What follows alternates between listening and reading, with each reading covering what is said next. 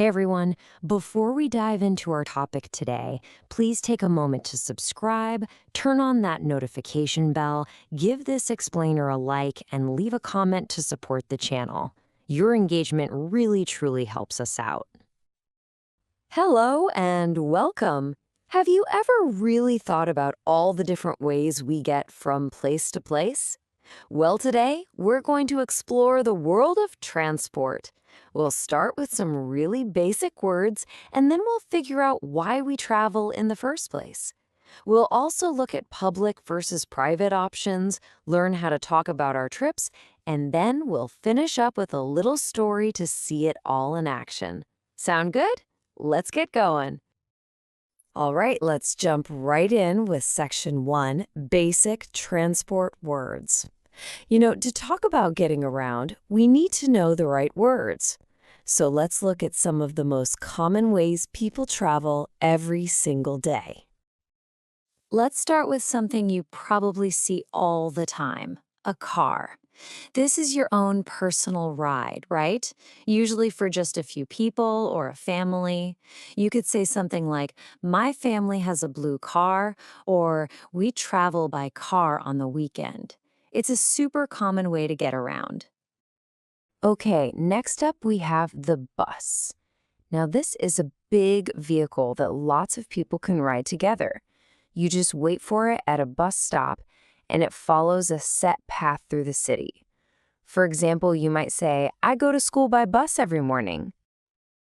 And here we have the train.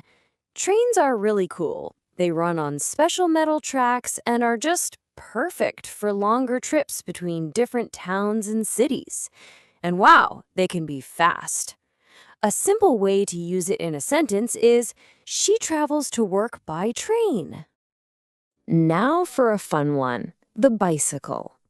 It's got two wheels, and you use your own leg power to make it go. It's not just a great way to get some exercise, but it's also really good for the environment. You could say, "I like to ride my bicycle in the park." So, what if you need to travel a really, really long way? Well, that's when we take to the skies in an airplane. If you want to visit a whole other country, this is probably how you're going to get there. You might say, "We fly by airplane for our vacation." And finally, we have the simplest way to travel of all, going on foot. Yep, that just means walking. It doesn't cost anything, it's healthy, and it's something we all do. For example, you could say, "My office is close, so I go to work on foot." So we've got the words down now: car, bus, train. But why? What's the reason we use them? Well, that brings us right into our second section: why we travel. Really, it's all about needing to move from one place to another for a reason. I mean, just think about your own life. We travel for so many reasons, don't we?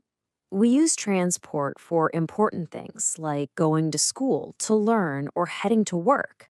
But we also travel for fun things, like visiting family and friends we care about, or having a big adventure and exploring a new country. And sometimes the journey is the reason. Take a look at this. I ride my bicycle for exercise. See? The person here isn't just trying to get somewhere. Their choice of transport, the bicycle, is part of their goal to be healthy. So why we travel often helps us decide how we travel. This actually leads us perfectly into a really important idea in Section 3, public versus private transport. All those ways to travel we just talked about, well, they can pretty much all be sorted into these two main groups. Let's find out what makes them different. Okay, let's break this down. On one side, you've got public transport, like the bus or the train. Think of this as shared travel. Lots of people use it at the same time, which usually makes it cheaper and way better for our planet. Then, on the other side, you have private transport, like your own car or bicycle. This is your personal travel. It can be more comfortable and it's definitely more flexible because you can just get up and go whenever you want. Okay, so you've picked your transport, but how was the trip? Was it good? Was it maybe not so good? In our fourth section, we're going to learn some simple but really powerful words to help you describe your journey and tell people about your experience. Here are some great words to have. Let's run through them. Was your journey fast, like a speeding train? Or was it slow, like a relaxing walk? Was it cheap, so you saved some money? Or was it expensive, like a fancy taxi? Did it feel comfortable with a nice soft seat? Or was it super crowded with people everywhere? And maybe most important, did it feel safe? You can even mix and match them, like the train is fast and comfortable, or the bus is cheap, but it's often crowded. Let's try to put this into practice. Just imagine you're in a new city and you need to get downtown. You could ask someone at the bus stop a very simple question, just like Anna does here. Which bus goes to the city center? And the answer can be just as simple and clear. Look at John's reply. Bus number 10. See, just a couple of key words can help you get where you need to go. It just shows you don't need big, complex sentences to get your point across when you're traveling. All right, for our very last section, it is story time. Let's pull all of these words and ideas together and follow a young woman named Mina on her regular morning trip to school. So Mina's day starts at 7 a.m. She gets all ready and then heads out to the bus stop, which is super close to her house.